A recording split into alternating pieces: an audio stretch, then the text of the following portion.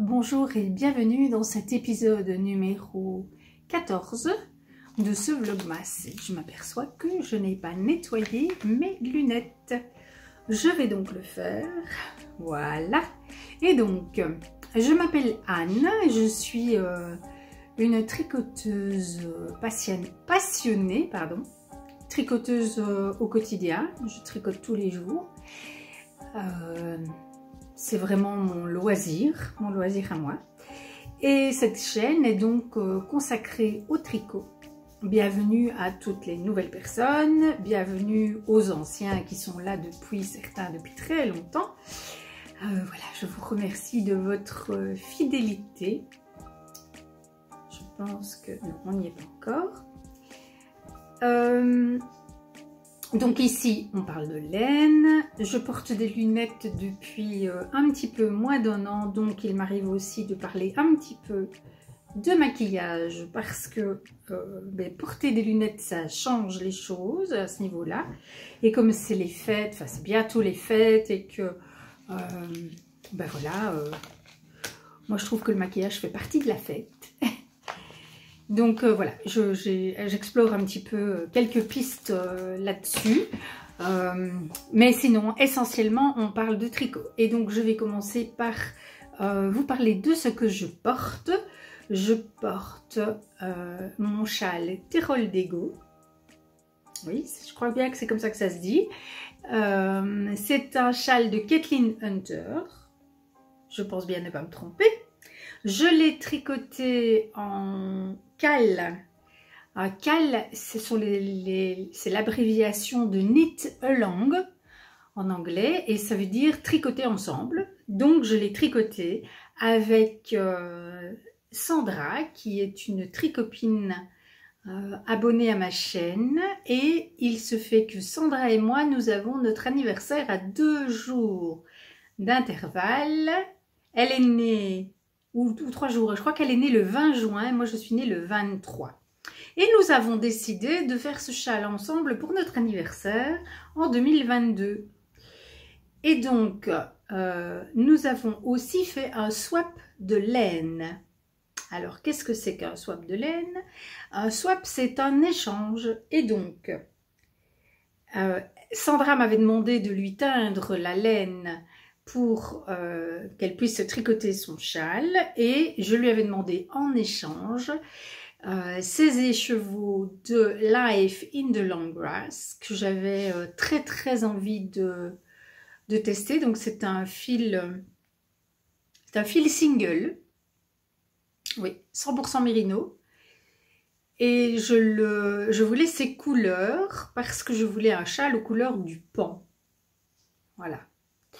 Donc, voilà ce châle. Voilà, donc c'est un triangle asymétrique avec une côte centrale au début, ici. Voilà, donc on tricote et on fait des augmentations sur les côtés et une diminution centrale, ce qui donne cette très jolie forme au tricot. Et puis, arrivé ici, là où il y a la pointe, eh bien en fait on arrête les augmentations d'un côté et on a cette arête qui vient mourir ici, et puis on fait voilà. Et donc en fait ça donne un triangle asymétrique avec une pointe beaucoup plus longue de ce côté-ci que de l'autre côté. Voilà, et ça permet d'avoir des panneaux de tricot qui ont une forme un peu particulière, et je dois dire que moi j'aime bien. Alors, c'est le châle sur lequel j'ai fait, c'est la seule fois de ma vie où j'ai fait du jacquard à plat. Et je tisse les fils en jacquard. Du jacquard à plat, et j'ai détesté ça. Donc, je ne suis pas sûre que j'en referai un jour. Voilà, j'ai vraiment détesté ça. Vraiment. Bon, voilà, bref. Et avec ce châle, je porte un gilet qui est un gilet merveilleusement doudou. Et bon, je vais l'enlever pour vous en parler. Donc J'enlève le châle, je remets... Non, j'enlève le pull, le gilet, je remets le châle convenablement. Voilà, pour ne pas avoir froid, parce qu'il ne fait quand même pas très chaud, il faut bien le reconnaître. Et en plus, aujourd'hui, vous avez vu, la lumière est tellement pourrie que j'ai dû allumer mes petites lampes. J'essaye que ça ne se voit pas trop dans mes lunettes, mais ce n'est pas, c'est pas facile. Donc, ceci, c'est un Like a Cloud. C'est un modèle de Rory Locatelli que j'ai tricoté il y a très longtemps dans une laine recyclée dont je vais vous parler dans un instant. C'est en principe un gilet qui se tricote avec du mohair, 100% mohair. Et moi, je ne l'ai pas fait en mohair, je l'ai fait en alpaga. En fait, j'ai recyclé un gilet en alpaga qui était à la base rose fuchsia. Donc, pour vous raconter un petit peu ma vie, 2 minutes. Il y a 18 ans, aujourd'hui, naissait mon dernier bébé. Et suite à cette maternité, je vais dire ça comme ça, nous avons utilisé des couches lavables et une écharpe de portage pour ce dernier bébé. Et je suis tombée en amour du concept des couches lavables et j'ai décidé, dans ma région, il n'y avait pas de magasin, ça n'existait pas. Et donc j'ai décidé de créer un magasin dans lequel je vendais des articles de puériculture écologique et donc tout ce qui pouvait tourner autour des couches lavables, des écharpes de portage, de l'allaitement, voilà, de toutes ces choses qui font que je trouve, moi, que le démarrage dans la vie est à la fois rempli de douceur, mais aussi de respect de la planète. Bref, dans le cadre de cette activité professionnelle, j'ai eu des contacts avec différentes personnes qui fabriquaient des vêtements de manière écologique. Et j'ai eu notamment contact avec... une dame dont la fille avait créé une association au Pérou qui permettait aux femmes qui vivaient dans une pauvreté relative de gagner leur propre argent en tricotant de la laine de l'alpaga produit dans le village. Et donc, j'ai pu vendre dans mon petit magasin les tricots de ces femmes péruviennes et j'avais acheté pour moi un magnifique manteau en laine rose fuchsia parce que à l'époque j'avais forcément 18 ans de moins qu'aujourd'hui et je portais des couleurs extrêmement peps. Et ben, il était exactement comme ça. Ouais, il était exactement comme ça mon manteau. Voilà. Aujourd'hui,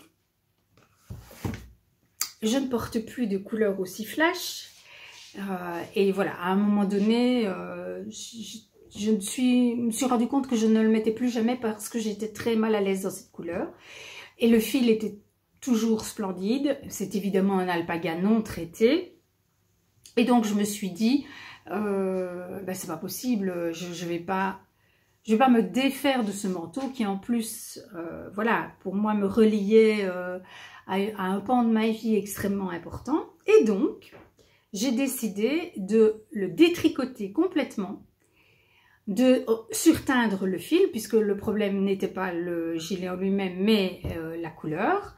Mais il était immense et donc c'était pas envisageable de le teindre tel quel. Donc voilà, je l'ai entièrement détricoté.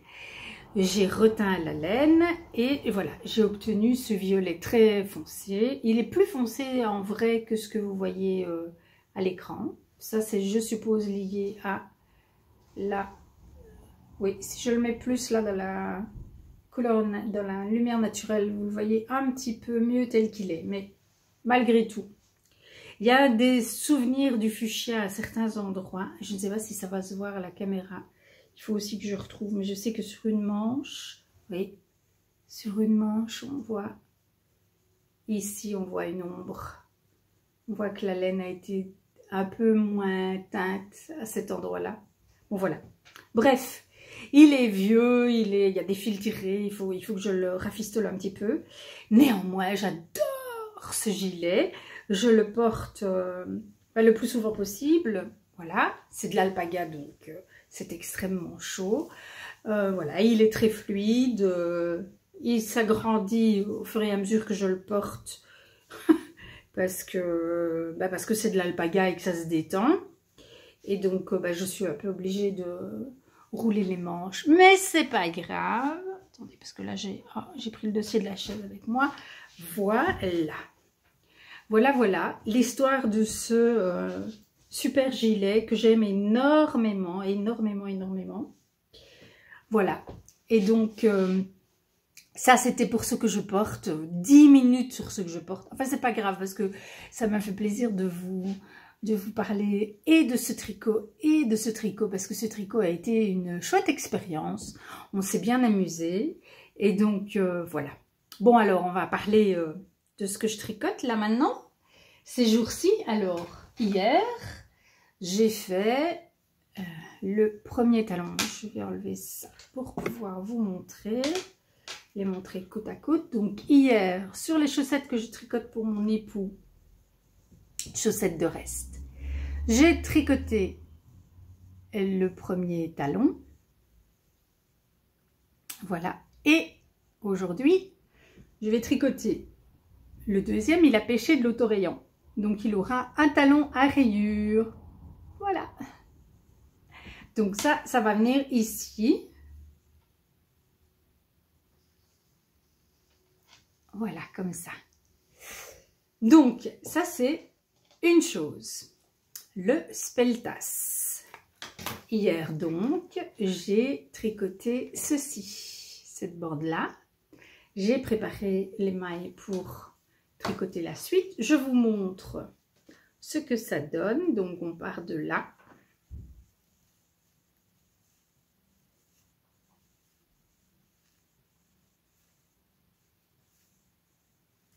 Et voilà.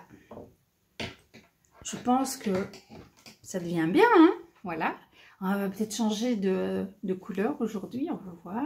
J'ouvre la pochette du 14 et je sors du bordeaux. Ah, et c'est deux fils tenus ensemble, oui. C'est deux fils tenus ensemble.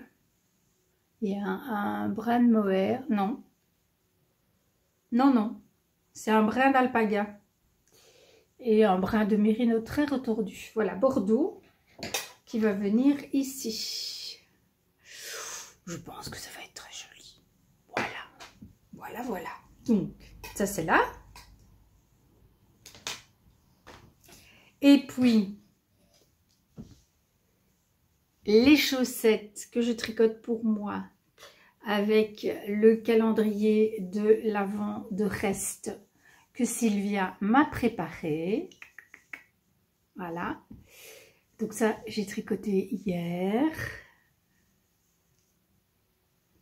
Voilà à quoi elles ressemblent. Elles sont topissimes. Je suis vraiment mais ravie. Alors, qu'est-ce que j'ai pêché aujourd'hui? Deux petits, voilà, pochons. Et dans les petits pochons, nous avons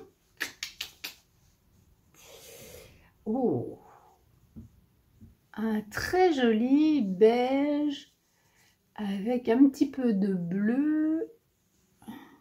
Oui, c'est ça, c'est du bleu. On dirait que vous le voyez violet, vous, mais en fait, c'est du bleu.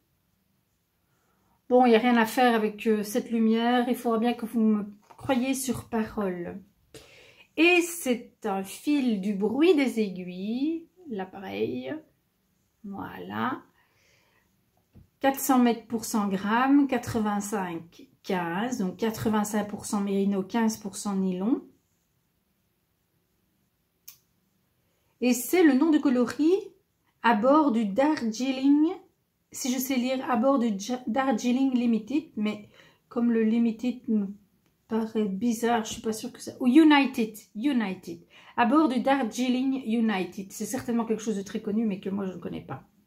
C'est le Club Mystère d'octobre 2021 du bruit des aiguilles. Voilà, donc ça c'est une. J'ouvre le deuxième petit pochon et je sors. Ah, attendez, il y a quelque chose avec. Alors, je vais le tenir convenablement pour ne pas que ça se barre. Voilà. Ah bah dites donc, il est parfaitement assorti avec mon gilet, celui-là. C'est incroyable, ça. Donc, c'est du violet, hein. Regardez un peu. Si je le mets dessus, on ne voit même pas le fil. C'est impressionnant. Et bien, voilà. Et donc, j'ai réussi à faire cette couleur. Alors, il y a un petit anneau marqueur. Oh, un beau, avec un arbre. Oh, il est très, très, très beau. Vraiment magnifique. Merci, Sylvia. Et la couleur, c'est de la crème queue. La laine, pardon. Crème queue, 75% laine, 25% polyester recyclé. Ah, pas du nylon, donc. La couleur, c'est violette. Crème queue sous l'houle. Bon, c'est pas grave. C'est pas grave. C'est là où elle va être positionnée. Même sans nylon, ça va le faire. Voilà, je dépose ça là. Et il faut maintenant choisir. Bah là, ça va être facile de choisir parce que comme j'avais du beige sur l'une, on va mettre le beige sur l'autre. Et on va mettre le bordeaux ici. Et donc, on va faire comme ça. Voilà, ça va être très, très, très, très joli. Voilà, la petite vignette. J'espère, hein, parce que je ne pense pas à faire des arrêts pour la vignette. Et donc, je me retrouve toujours avec des vignettes un peu bizarres. Voilà. Là, on a déballé tous les calendriers, les nœuds. Eh bien, tant qu'on est dans les calendriers, je vais déballer aussi le calendrier chocolat. Je crois qu'hier, j'ai oublié, non? Je sais plus. Je sais plus. Ici, aujourd'hui, ce sont deux petites, je vais vous les montrer, deux petites mini-tablettes. Alors, des petites mini-tablettes, hein, très bien. Ce sont des mini-tablettes. Je vous les montre. Alors, pour que vous puissiez voir, voilà. Qu'elles sont joliment gravées. Voilà. Ah ben, j'ai les deux mêmes. Toutes les gravures ne sont pas identiques. Et contrairement à ce que la couleur pourrait vous faire croire, c'est un chocolat au lait. Et donc, c'est le 65% lacté Semuliki Forest Ouganda. Donc, c'est un cacao qui vient d'Ouganda. Et dans les chocolats fabriqués par ma fille, il n'y a que du cacao et du sucre. Et pour le chocolat au lait, un peu de lait. C'est tout. Il n'y a pas d'autres ingrédients.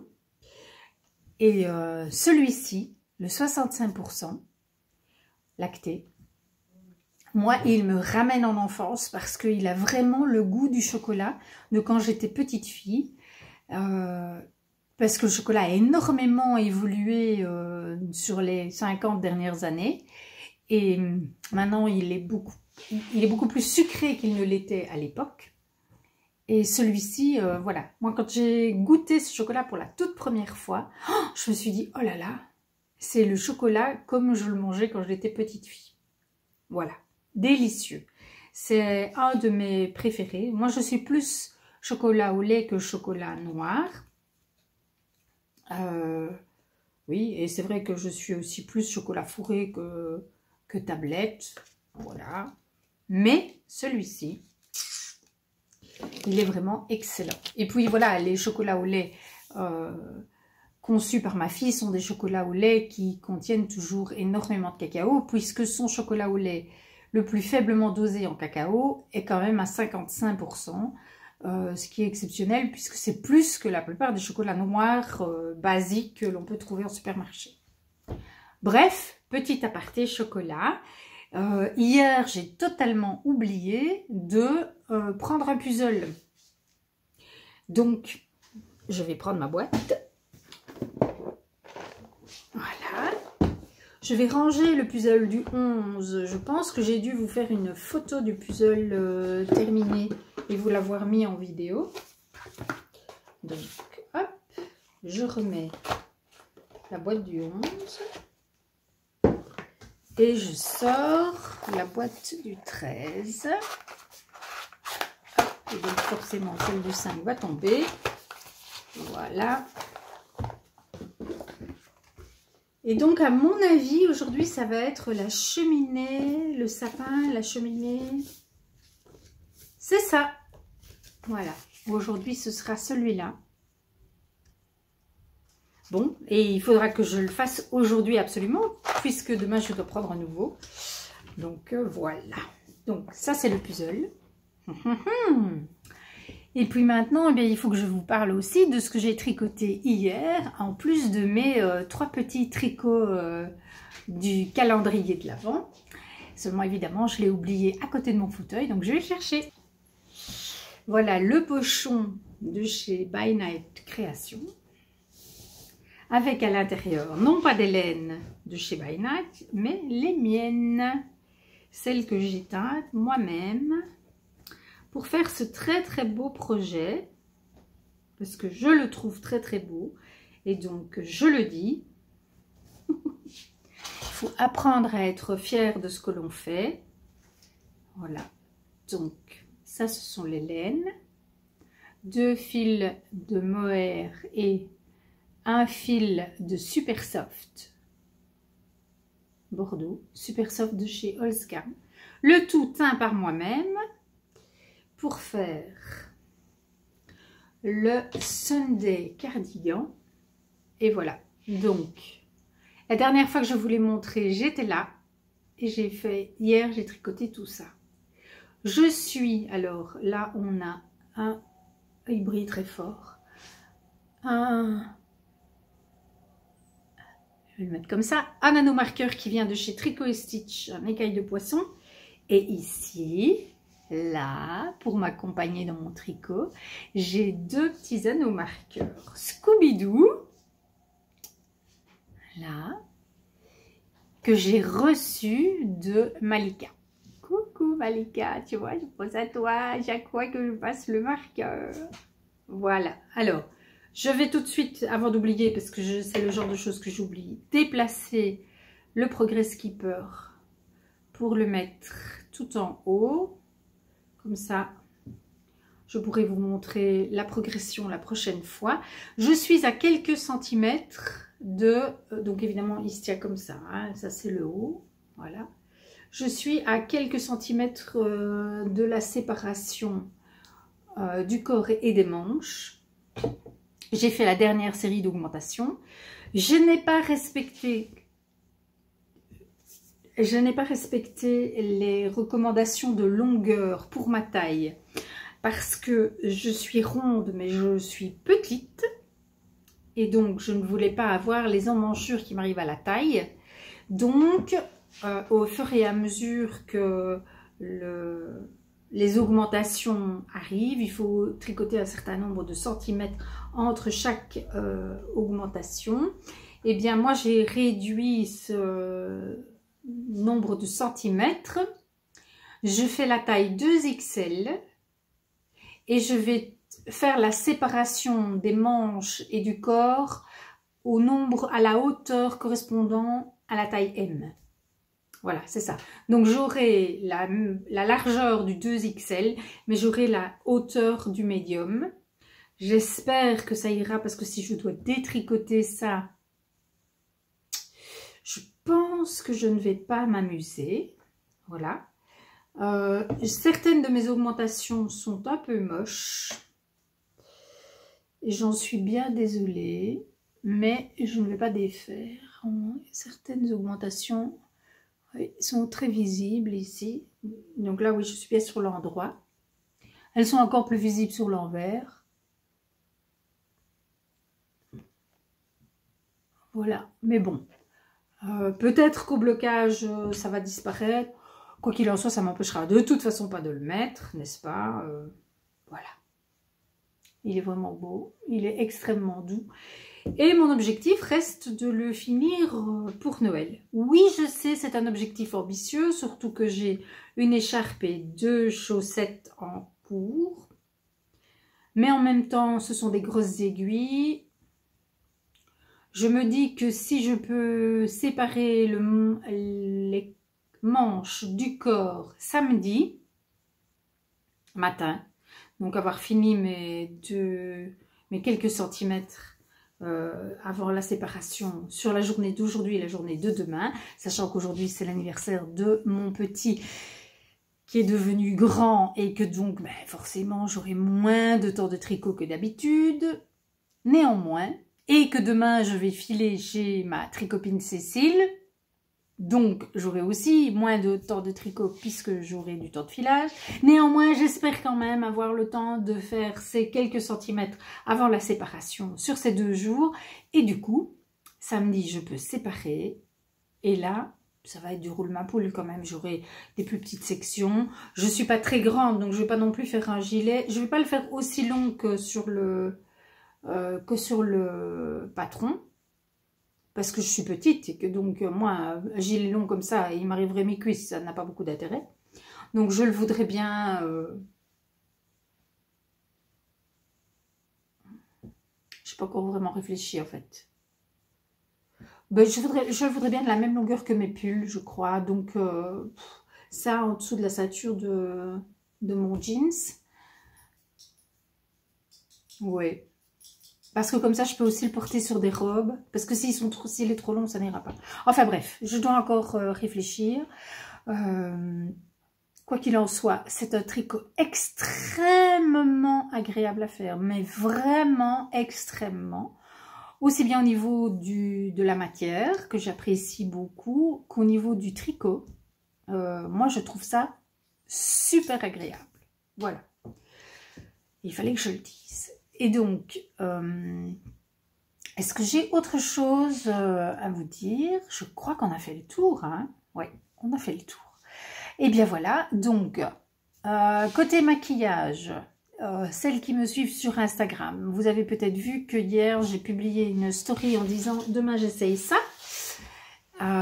Et donc voilà, j'ai essayé le petit conseil donné par la make-up artiste pour donner de la profondeur au regard. Donc, je me suis maquillée exactement comme hier, donc les mêmes couleurs, les mêmes fards, même rouge à lèvres, voilà, j'ai rien mis sur mes joues, enfin bref, c'est la même chose qu'hier.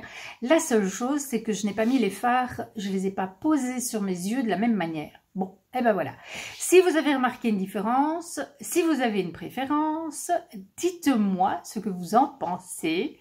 Voilà, moi ça m'amuse beaucoup. Demain, je testerai autre chose. Je n'en parle pas forcément parce que je me dis, l'idée n'est pas de faire un podcast sur le maquillage, mais si vous avez des remarques ou si vous voulez me partager votre avis, n'hésitez pas. Et voilà, ça me fera plaisir, ça m'amuse beaucoup. Voilà, pour moi, c'est un jeu et donc, je me régale. Et si vous avez envie de vous régaler avec moi, n'hésitez pas. Voilà, bon, eh bien, je vais vous laisser ici. Vous souhaitez une excellente journée. On est à 10 jours de Noël.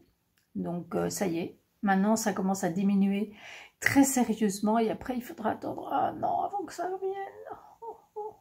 Ça va être long, hein.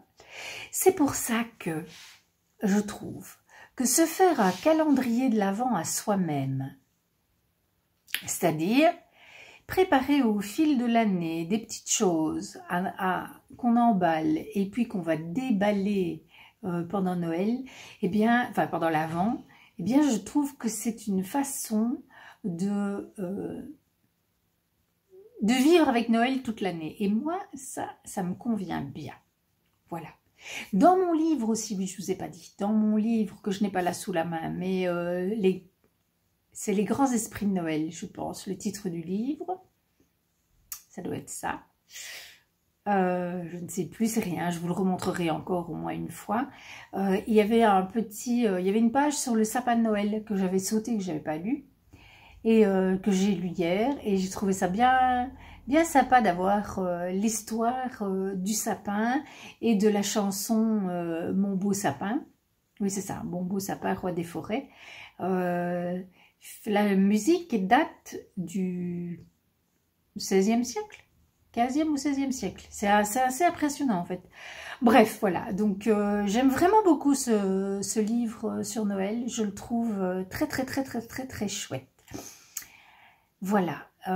Bon, eh bien tout ça c'est bien beau, mais il va falloir que je la monte cette vidéo. Je vous embrasse très fort. On se dit à demain pour reparler de tricot, de teinture, de laine et de tout ce qui nous fait plaisir. Tricotez bien. À demain.